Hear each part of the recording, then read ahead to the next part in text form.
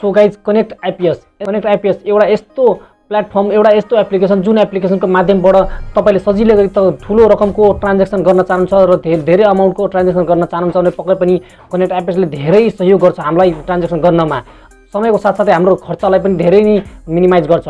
र आजको यस भिडियो अन्तर्गत म सिकाउने छु, म बताउने छु कनेक्ट आइपीएसलाई कसरी ब्याङ्क लिङ्क गर्ने। खासमा गाइज मलाई धेरै साथीहरूले कमेन्ट गर्नुभएको थियो हैन, कनेक्ट आइपीएसलाई कसरी लिङ्क गर्ने, किनकि धेरै साथीहरूले कनेक्ट आइपीएस खोल्ने बेला सजिलै गरी खोल्न सक्नुहुन्छ, बुझ्दै नबुझी जान्दै नजानी खोल्न सक्नुहुन्छ, या अरू साथीहरूले खोलिदिएको हुन्छ तर ब्याङ्क लिङ्क गर्न जान्नुहुन्न र ब्याङ्क लिङ्क गर्न आउँदैन र ब्याङ्क लिङ्क नगरिकन कुनै पनि ट्रान्ज्याक्सन कुनै पनि काम गर्न सक्नुहुन्न। हामीले कनेक्ट आइपीएसको अकाउन्ट खोलिसकेपछि कनेक्ट आइपीएसलाई भेरिफाई गरिसकेपछि ब्याङ्क लिङ्क गर्नुपर्छ। ब्याङ्क लिङ्क गरे पश्चात मात्रै हामीले कुनै पनि ट्रान्ज्याक्सन गर्न सक्नुहुन्छ घरमै बसेर। आजको यस भिडियो अन्तर्गत म बताउने छु, म सिकाउने छु हामीले कसरी NCHL को कनेक्ट आइपीएसमा कसरी ब्याङ्क लिङ्क गर्न सक्छौँ र कसरी धेरैभन्दा धेरै ट्रान्ज्याक्सन गर्न सक्छौँ घरमै बसेर, टाइम पनि कन्ज्युम गर्न सक्छौँ र हामीले हाम्रो खर्च पनि बचाउ गर्न सक्छौँ कनेक्ट आइपीएसको माध्यमबाट। सो गाइज यदि तपाईँ जान्न चाहनुहुन्छ, तपाईँ सिक्न चाहनुहुन्छ, तपाईँले पनि कनेक्ट आइपीएसमा ब्याङ्क लिङ्क गर्न चाहनुहुन्छ भने पक्कै पनि यस भिडियोलाई अन्त्यसम्म हेर्नु होला। त्यसभन्दा पहिले गाइज यस भिडियोलाई लाइक गर्नुभएको छैन भने प्लिज लाइक गरेर मलाई सपोर्ट गर्नु होला र साथै यस च्यानललाई सब्स्क्राइब गर्नुभएको छैन भने प्लिज सब्स्क्राइब गरेर सँगै रहेको बेल आइकनको अल अप्सनमा क्लिक गर्न नभुल्नुहोला। म तपाईँहरूको प्यारो साथी आम्मी र तपाईँहरू हेर्दै हुनुहुन्छ interesting YouTube channel Techno ATM. Okay guys आजको भिडियो सुरु गरौँ। आजको टपिकबाट म देखाउने छु मेरो मोबाइलको स्क्रिनमा लाइभ हामीले कसरी कनेक्ट आइपीएसमा ब्याङ्क लिङ्क गर्न सक्छौँ। ओके गाइज म मेरो मोबाइलको स्क्रिनमा आइसकेको छु गाइज। फर्स्ट अफ अल मोबाइलको स्क्रिनमा आइसकेपछि तपाईँको मोबाइलमा रहेको कनेक्ट आइपीएस भन्ने एप्लिकेसनको लागि खोल्नुहोस्। जस्तै मैले हेर्न सक्छु मैले कनेक्ट आइपीएसको एप्लिकेसन खोलिसकेको छु र हेर्न सक्छु यसमा धेरै फिचरहरू रहेको हुन्छ जुन चाहिँ यी फिचरहरूको युज गर्न सक्नुहुन्छ सजिलै। र यसको फिचरहरू के रहेको छ भन्दाखेरि एउटा मैले भन्न चाहेँ होइन, खासमा विभिन्न होइन सरकारी गभर्मेन्ट पेमेन्टहरूलाई पनि यहाँबाट सजिलो गरी पेमेन्ट गर्न सक्नुहुन्छ। र अहिले हामी गर्न गइरहेको लिङ्क होइन ब्याङ्क लिङ्क कसरी गर्ने भन्दाखेरि फर्स्ट अफ अल तपाईँले कुन ब्याङ्कको लिङ्क गर्न खोज्नु भएको त्यसको अकाउन्ट नम्बर पत्ता लगाउनुहोस्, भन्नाले त्यसको कपी गर्नुहोस्, या यदि तपाईँलाई याद छ भने ठिकै छ भइ नै हाल्यो होइन। र यहाँ हेर्न सक्नुहुन्छ लिङ्क अकाउन्ट लिस्ट भनेर हेर्न सक्नुहुन्छ। यहाँ जति पनि मेरो ब्याङ्क अकाउन्ट लिङ्क भएको छ त्यो हेर्न सक्नुहुन्छ यहाँ होइन। र यदि अब नयाँ हामीले गर्न लागेको र गाइज हामीले गर्न लागेको नयाँ लिङ्क हो जसले गर्दा हेर्न सक्नुहुन्छ एड मोर भनेर लेखेको छ, सिम्पली यसमा टच गर्नुहोस् है एड मोरमा।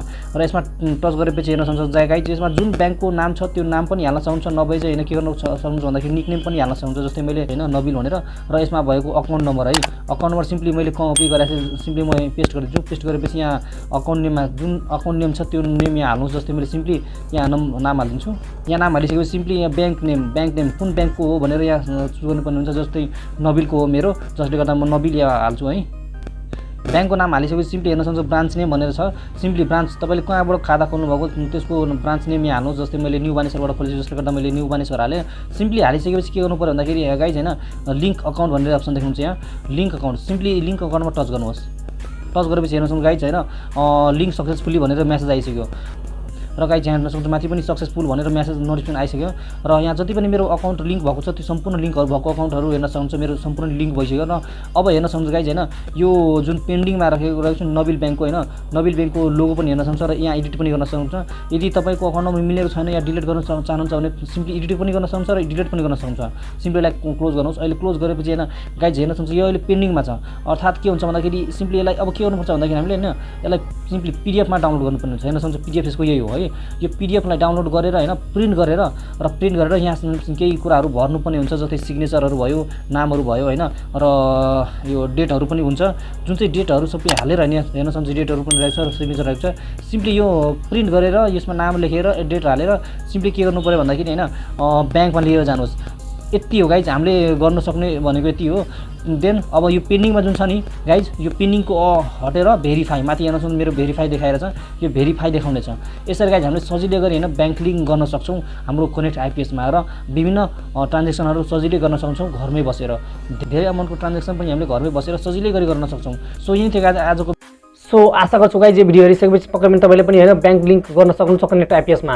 NCHL को कनेक्ट आइपीएसमा सजिलै गरी ब्याङ्क लिङ्क गर्न सक्नुहुन्छ र विभिन्न फाइदाहरू यसको लिन सक्नुहुन्छ। कनेक्ट आइपीएसको माध्यमबाट तपाईँले धेरैभन्दा धेरै ट्रान्ज्याक्सन गर्न सक्नुहुन्छ र घरमै बसेर खर्चको जोगाउन सक्नुहुन्छ र टाइम पनि जोगाउन सक्नुहुन्छ। ओके आजको लागि यति नै, नेक्स्ट भिडियोमा भेट हुनेछ। तबसम्मको लागि take care, stay home, stay safe, जय नेपाल।